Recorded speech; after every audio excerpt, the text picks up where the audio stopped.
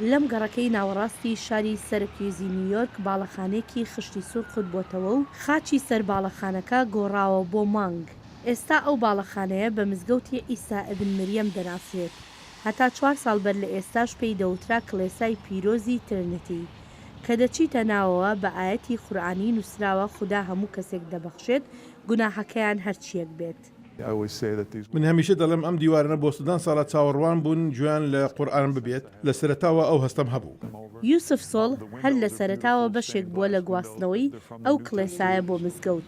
ئەو دان بەوە دادەنێت ئاسان نەبووە تا بانگی ئیسلام لە ناو کڵێساکەدا بدرێت. هەندێک کە زۆر دڵگران و تووڕە بوون ئەو کەسانی کە پێشتر نەمبینی بوون لە من تووڕە بوون لەبەر ئەوەی ئەمریکاییم. کڵێسای ترینیتی پیرۆز لە سەرەتای سەدەی 20دا دروست کراوە کە خزمەتێکی زۆری پەنابەرانی ئەڵمانی و ئیتاڵی کردووە. زۆربەیان لەوێ ناونراون و هاوسەرگیریان کردووە و بە خاک سپێردراون. بەڵام گۆڕانی دیمۆگرافیای ناوچەکە ترینیتی پیرۆزی کاڵ کردوتەوە. ئەندامانی کڵێساکە زۆربەیان لەوێوە ڕۆشتون بۆ ناوچەکانی تر و شەپۆلێکی تری پەنابەران جێگای ئەوانی گرتوتەوە کە زۆربەیان موسڵمانن. لە ساڵی 2010 کڵێسای کاتۆلیکی ڕۆمان لە سەرکیوز کڵێساکەی بەهۆی گۆڕانی دانیشتوانی ناوچەکەوە داخست.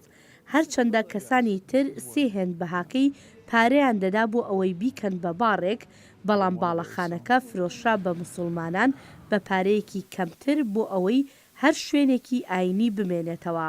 پاش ئەمەش نۆژەنکردنەوەی باڵەخانەکە دەستی پێکرد.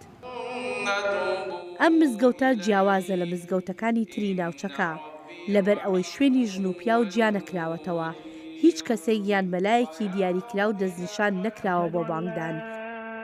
مەبەستەکە لەوەدایە ئەم مزگەوتەی هەمووانەوە هەر کەسێک دەتوانێت بانگ بدات و پێشنوێژی بکات.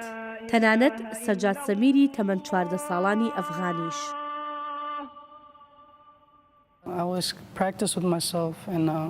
من خۆم ڕاهێنانم دەکرد و خەڵکیش لە مزگەوت هانیان دەدام کە بانگ بدەم. ئەوە چەند ڕۆژێکە بانگەیەم. پەنابەرانی چەند وڵاتی جیاواز لە نزیک ئەم مزگەوتە دەژین، بەڵام خزمەتگوزارەکانی وەکو کۆمەلگا تەنها بۆ موسڵمانان سنووردار نییە. ئەوان بەڕاستی خۆیان وا ئەبینن کە خزمەتی هەموو گەڕەکەکە دەکەن. ژەمی خۆراشیان لە سەیرانەکان و بۆنەکانی هاویندا بۆ هەموو کەس کراوەیە. ئەوان گروپێکی زۆر باشن کە دەیانەوێت خزمەتی هەموو کۆمەڵگەکە بکەن، نەک تەنها ئەندامەکانی خۆیان. یوسف سۆڵ دەڵێت بڕوا بە هەموو شتێک مەکە کە لە میدیاکانەوە دەیبینیت.